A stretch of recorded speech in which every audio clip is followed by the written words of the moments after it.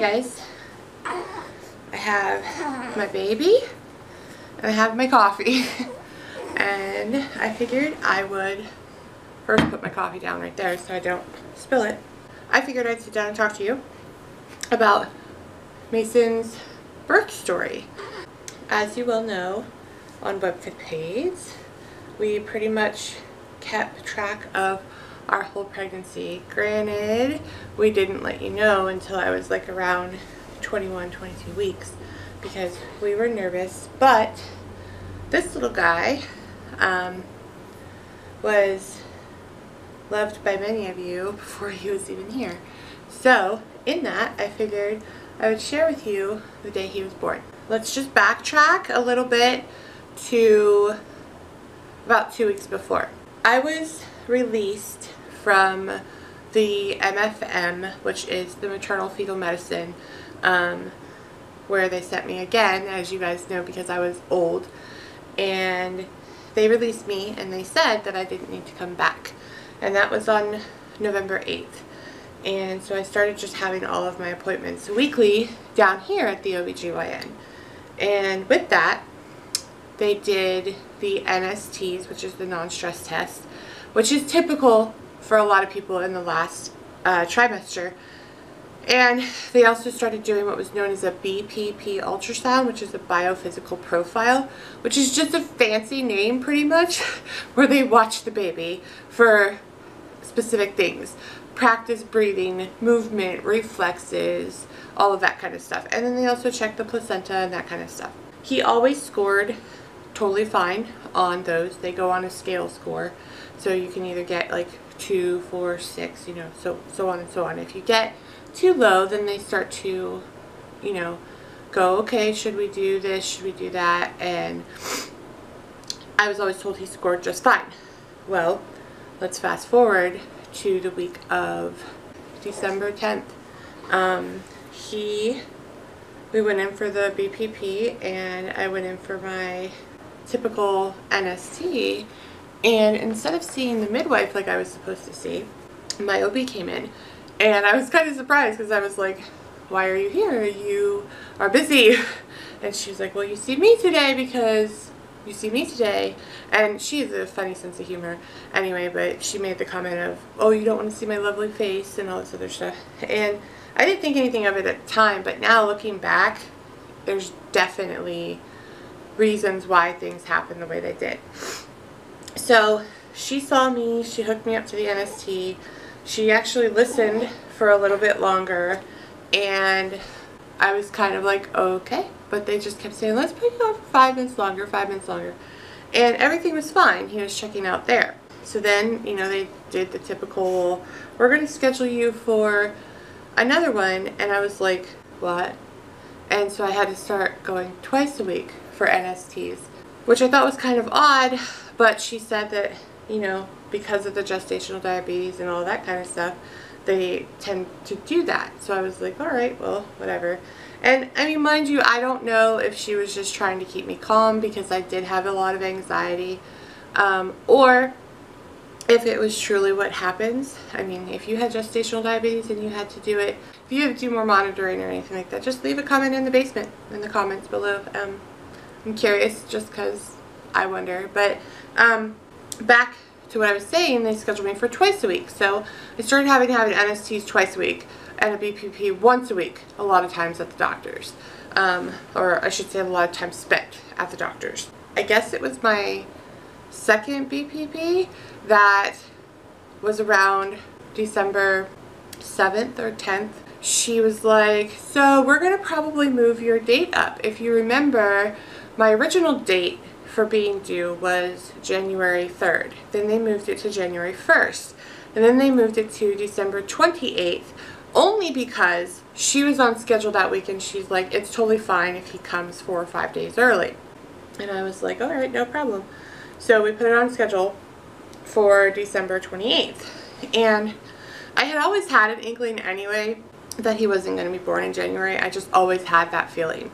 But then it was so funny because the day that I was given the 28th, I was like, I'm not going to make it to the 28th. I didn't know if I was going to go into labor myself because I did not with Ireland, but I didn't know if I was going to go into labor myself or if I was going to end up having to go in for whatever reason. Didn't know why, but for whatever reason. So walked out, totally fine. I had my BPP, the last one, that Monday? Was it Monday? Yeah, I had it that Monday, and then I had another appointment scheduled for Wednesday. So fast forward to Monday, they tell me everything's fine, everything looks good. They're showing me that Mason has hair on his head, and the ultrasound tech was really tickled by that. She thought it was so funny because you could see his hair just flowing in the amniotic fluid. And I waited for the results. Well, when I got there on Wednesday, again, I saw Dr. P, and I was like, hi, I wasn't scheduled for you. I was scheduled to see the nurse practitioner. And she was like, you're seeing me today.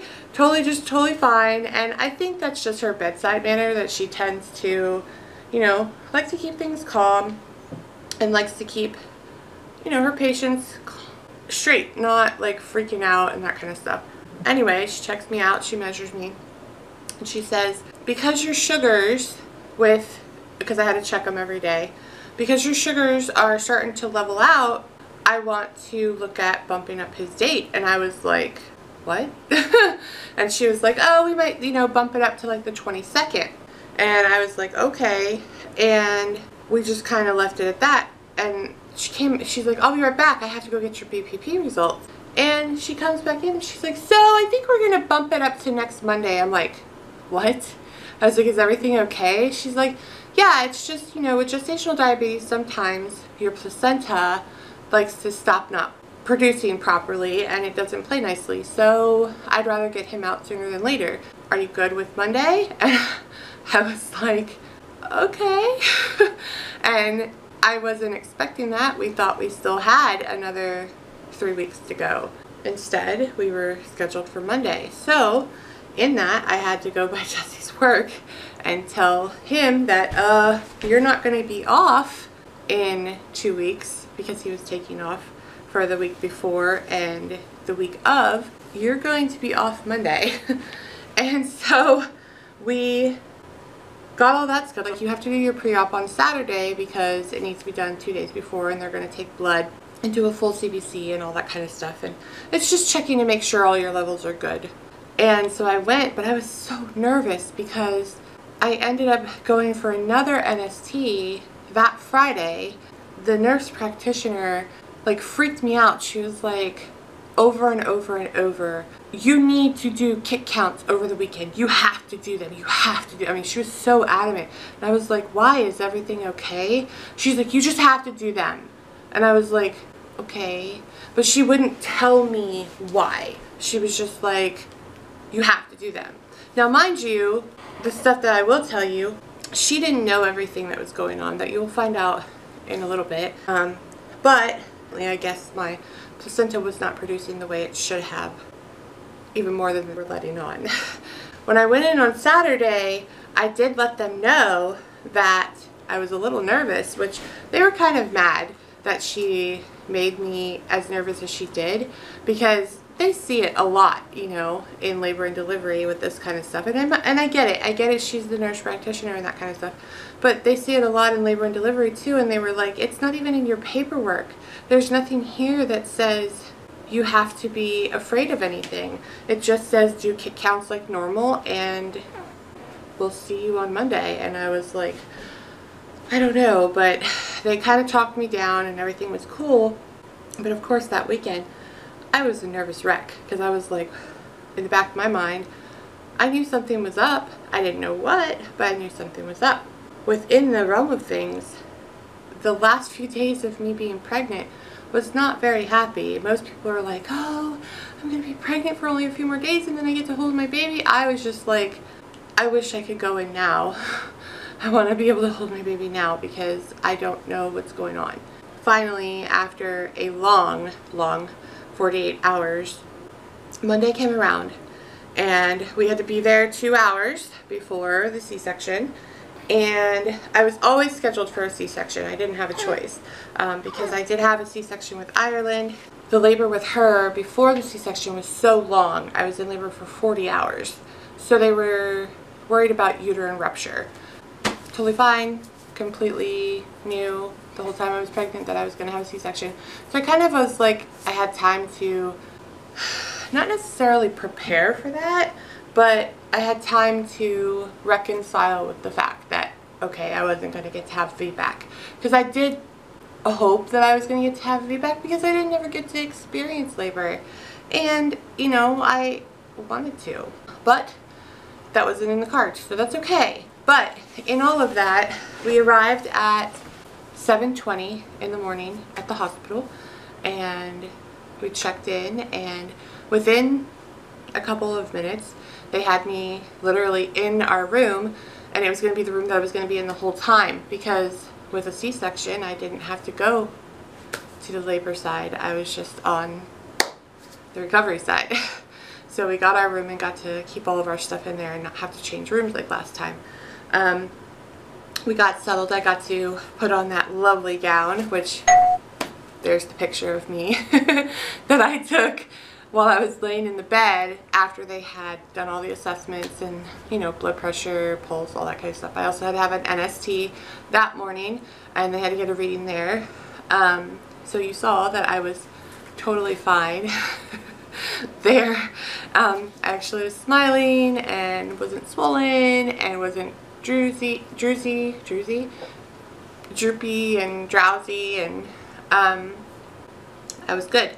And I actually was not nervous. It was so strange, like, because with my last C-section I was a nervous wreck, and I was a nervous wreck for other reasons during my pregnancy this time, but I was not a nervous wreck over the C-section. It was very strange. And I mean, the C-section is major abdominal surgery, so it's not like, it's just like, oh, okay, we're just gonna go tra-la-la through the fields and slice babies out. It's not. I mean, it's serious surgery, and if you don't know what is actually entailed in a C-section, literally YouTube it. There is C-sections out there for you to physically watch the entire happenings. And I mean, they're major.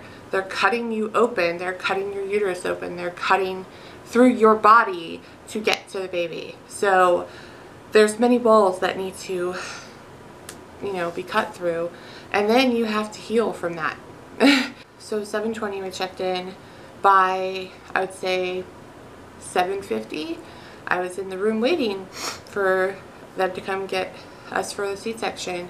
They were running behind because apparently, I guess, in that 24-hour realm, there was so many people there for babies that came in for labor that they were backlogged and actually had to send somebody home who was scheduled for an induction.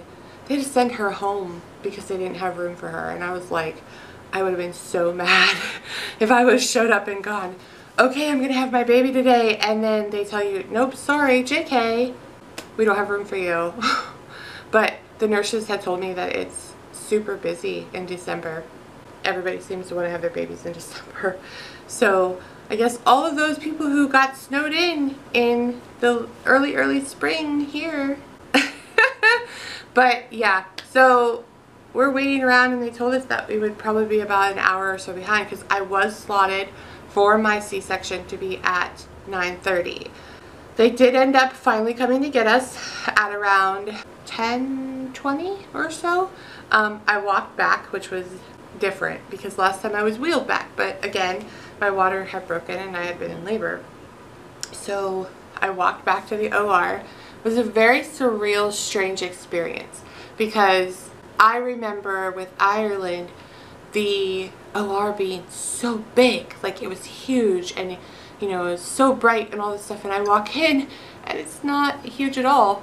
I was like, I remember this totally different. And I remember I asked the nurse, I'm like, is there a different OR? Is this the only? She's like, no, it's the only one that we have on this floor. And I was like, and she goes, why do you ask? Because she saw my face. And I said, I just remember it being so different. And I guess, you know, perception, and I was probably anxiety ridden at the time, and this time it was so strange. I was just like, fine. So we get in there and they're like, you know, name, date of birth, typical when you're at the hospital, you know. They're like, all right, hop up on the table, and they start putting oh yeah, and when I was before I went in, they had gave me an IV because they have to give you that because they're going to give you medicine while you're in.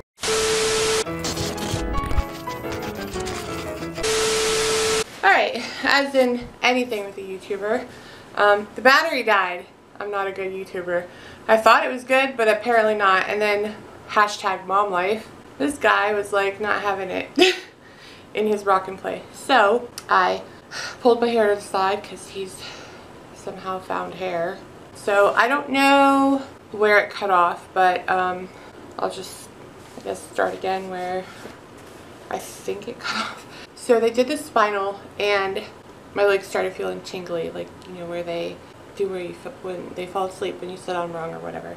And so then they had me lay down, and then the OB came in. Everybody was in there, was just the nurses and the anesthesiologist.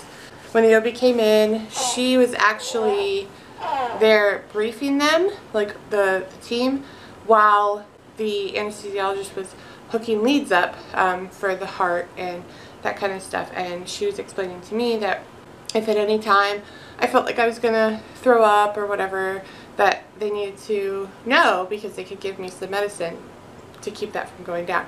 Oh yeah, mind you, backtrack to when I was back in the room, they gave me this lovely little drink. It's disgusting. The one nurse that gave it to me, she's like, oh, I think of it as a sour drop. And I'm like, sour drop? No, this tastes vile. But you've got to keep it down, because if you don't keep it down, you got to take it again. It's nasty stuff. But it is given to you to counteract the bile in your stomach, because they're going to be, you know, jerking you around and shifting everything around, because they literally go in there and they move some of your organs around. She was like, you know, if you're going to throw up, let me know.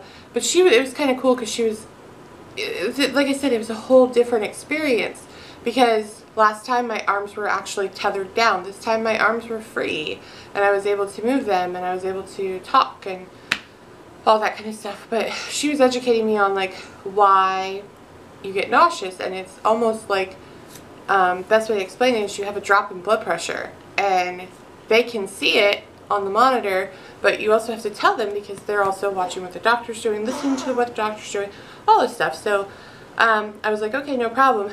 And so then Dr. P was like, are you ready to do this? And I was like, yep. And she's like, all right, let's go get Jesse. So Jesse was allowed in. I don't think this time we got a picture of him in his Walter White suit. I call it that because that's what it looks like. He's you know, all done up in the covering, because, you know, you're going into the OR. So mind you, in his baby book, I can show you, I have all the bracelets that they had on me. These are just 3 of them. I actually had 5 on my wrist. One is for allergies. The red one is for if I need to have blood given to me, if I had blood loss, and the other one is connected to Mason. Basically, Mason had one too that was kind of what we called a baby LoJack. It prevented us from taking him out before we were discharged, or anybody taking him out for that matter. So the anesthesiologist was talking to me, and they went and got Jesse, and Jesse came in, and as soon as Jesse came in, Dr. P was like, okay, I'm going to test a couple areas to see if you feel it, and if you don't, we're going to get started. I said, okay, no problem. And just like last time, she started cutting, and she goes, man, I hate it when people bleed. It was just so funny because, you know, it's just funny. So she started the procedure, and she talked the whole way through it and was telling me all about it, and they had on music too. Last time was Natalie Merchant with 10,000 Maniacs for Ireland. This time was just like top 40s or whatever. But it was funny because I think it was Bruno Mars came on, and I don't remember exactly what song. Maybe Jesse can interject and put it up on the screen of what song it was. But it had the word MF in it, and it was so funny because she was just getting ready to touch Mason inside of my uterus, and she was like, what is this? How do you play something like that around a baby? And without a beat, the anesthesiologist came back at her and they bantered back and forth. But I think the anesthesiologist was actually a little like trying to defend the case of she had no say over what you know, was being played because they had on something like Pandora or something like that. But it was funny. And then she was like, you're going to feel tugging. And heck if I didn't feel tugging it. And how he just jerked the whole, ugh. That's exactly how it feels. And you're like, ugh, God. Like, you know, you almost lose your breath. And that's what the anesthesiologist said. She was like, you're going to feel kind of breathless right now. And you might not be able to breathe properly. And I was like, okay. And the second time they jerked me, I told her, I was like, I'm going to throw up.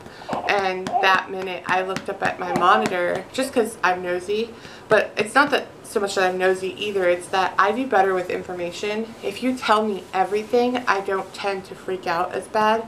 But I looked at my blood pressure and it was low. What? 96/62, like it was low. And then it shot back up right after I threw up. But it was hard because she had, you know how the dentists have those suction tools that go, you know, she had one of those happening at the same time I was throwing up, and I was trying to tell her while it was happening, I was like, you gotta stop, I can't breathe with that thing too, I'm trying to throw up. And so she finally got it when I just kept going, you know, and so she stopped with the suction thing. But then she was so funny because she's like, don't feel bad, it's okay, I threw up through 4 of my labors. I was like, it's fine. You know, I don't feel bad, I just like feel bad that you have to hold the thing. She's like, oh no, I deal with much more. And so then I heard, it was strange because like I heard Dr. say to one of the nurses, you've got to push. And I was like, what? And I didn't understand at the time what they meant, but the one nurse then ended up like leaning on my body, and I remember feeling so much pressure on the whole left side of my body, and I said something, and the anesthesiologist was like, hey, so-and-so, you know, can you get off a little bit? And they were like, no, we're pushing down. And I was like, okay.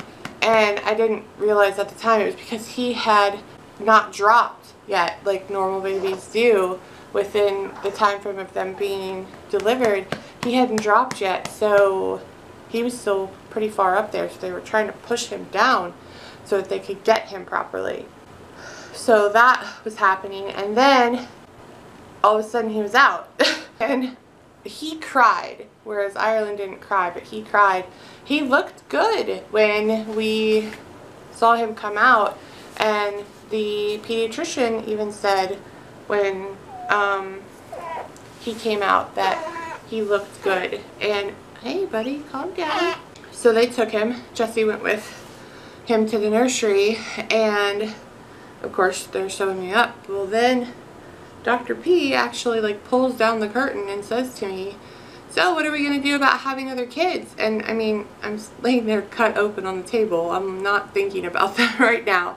And I'm like, I don't know. And she's like, well, the reason I'm asking is because you do have a mass of tissue on your right fallopian tube. And of course I hear that and I'm like, I have a mass? What?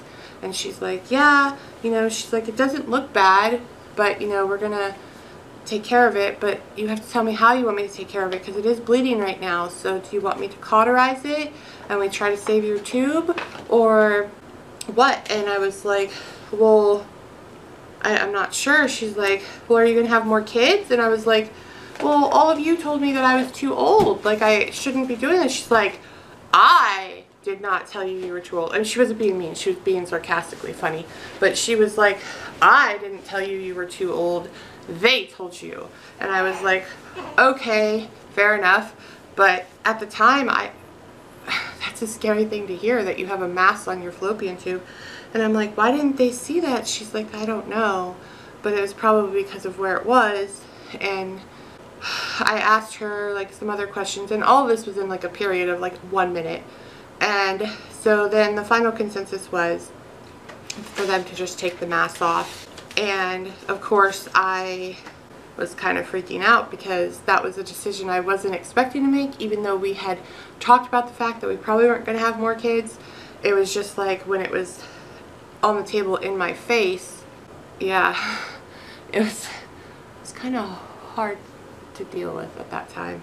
So, you know, we just had our baby that we had been trying for for 12 years and then are basically told that, you know, we're going to take your tube and you probably won't have any more kids because, you know, it's not as easy with one tube. So, and I mean, we already have the infertility journey going as it is. So anyway, she ended up taking the mass and taking 3/4 of my tube out. So I have like 1/4 of my tube left, like a nub against the ovary. And I still have my left tube, and she said I had a lot of scar tissue from the last C-section, so she was cleaning all that out. So I was actually in the OR a lot longer than I should have been or was last time. Normal C-sections take a total from like start to finish, from like spinal to being wheeled back into your recovery room, probably about 45 minutes to an hour. I was still on the table at an hour. So yeah, even though he was born at 11:48, I did not come out of the OR until 12, I want to say it was like 12:30. Yeah, so they took my tube, and after that I was just put back together with steri strips, literally, and you saw the Pica dressing that we were talking about a few vlogs back. If you haven't seen that, you can check that out. It's a pretty cool way of dressing wounds.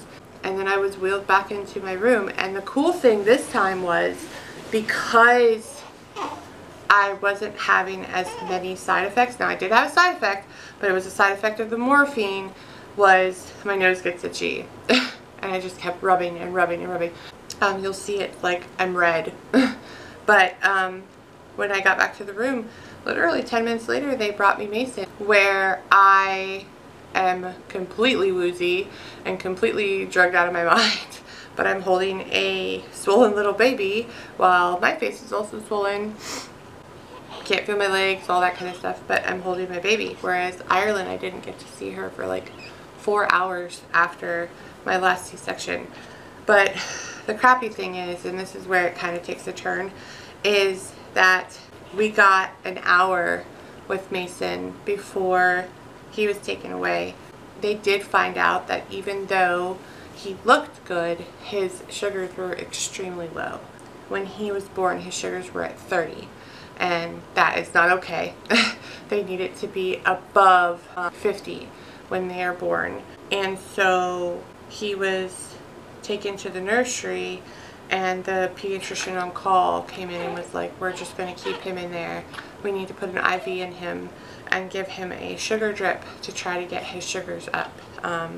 And so that began the stint of us not being with our baby for 15 hours.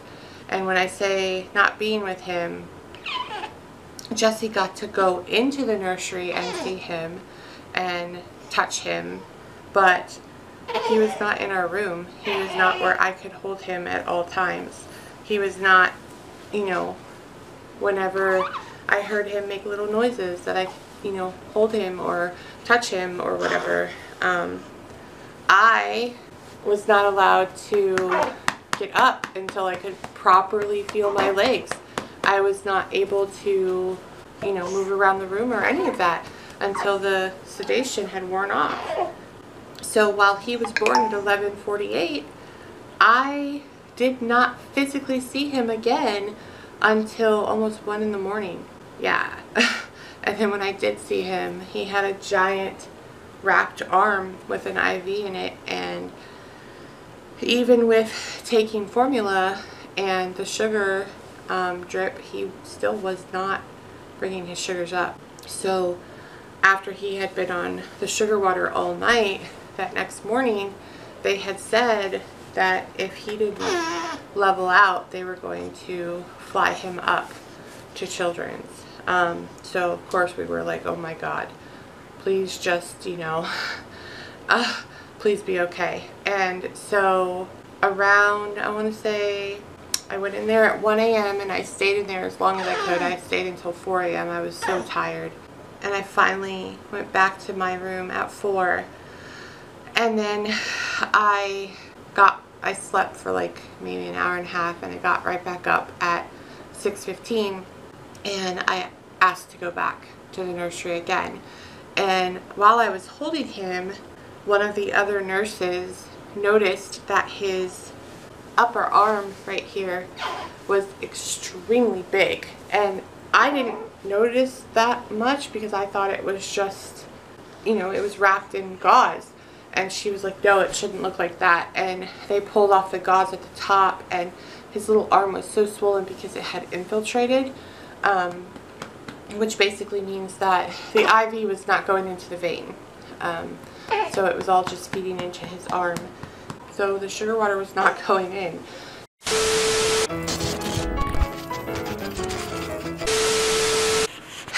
YouTuber fail number 587. Have all your batteries charged before you do this crap. So the battery just died again. But, so in that, we don't know what's in our future. When we were presented with the fact that we were going to have one tube, that kind of like felt strange to us. And while we had thought we were done with kids, we don't know now. It's kind of a strange thing. We have not talked in depth about anything. We don't know where it's going to go. We don't know if Mason is going to have a brother or sister that is going to be younger than him. We don't know if Ireland is going to get her wish of having more than one sibling. We don't know any of that. But as it stands right now, we have Ireland and Mason. Like I said, his birth story was kind of traumatic, but in the end, we got this beautiful little monster right here. The only thing he's dealing with right now is silent reflux. It sucks, but there he is. Mr. Mason, we waited for you for 12 years. We prayed you would be here, and you finally came, and you're like, I don't care. I'm going to sleep. Yeah. Yeah. So on that is the birth story of Mason Elijah. Welcome to the world, little guy.